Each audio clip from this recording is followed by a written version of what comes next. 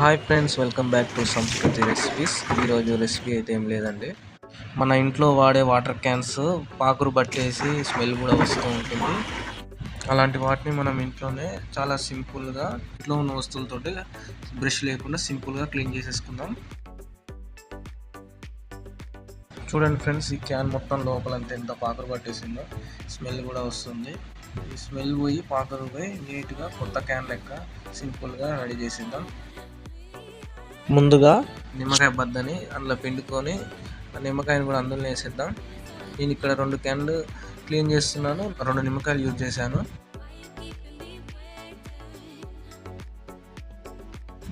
నిమ్మకాయ జ్యూస్ అందులో పిండుకొని ఆ నిమ్మకాయ బద్దని కూడా అందులోనే వేసుకోవాలి. ప్లస్ స్మెల్ కూడా పోతుంది.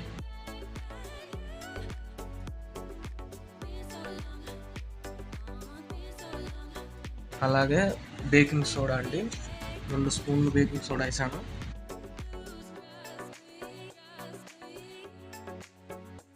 రాళ్ళుప్పు, ఒక గుప్పెడు రాళ్ళుప్పు వేసాను.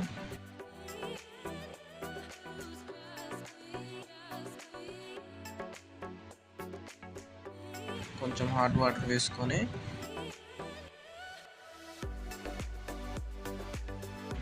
అలాగే ఇసుక అండి, ఇది ఇసుక కూడా ఒక గుప్పెడు వేసుకోవాలి.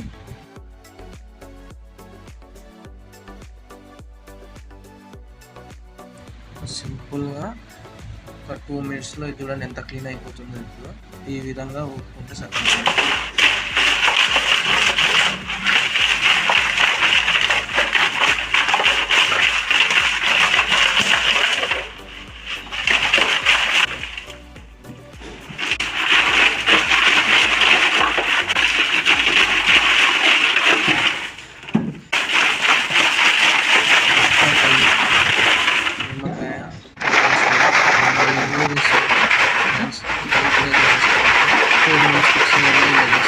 మంచిగా ఉంటుంది.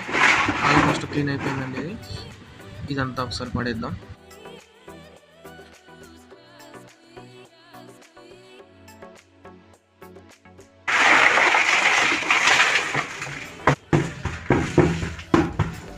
ఇప్పుడు దీన్ని మంచినీళ్ళతో క్లీన్ చేసుకుందాం.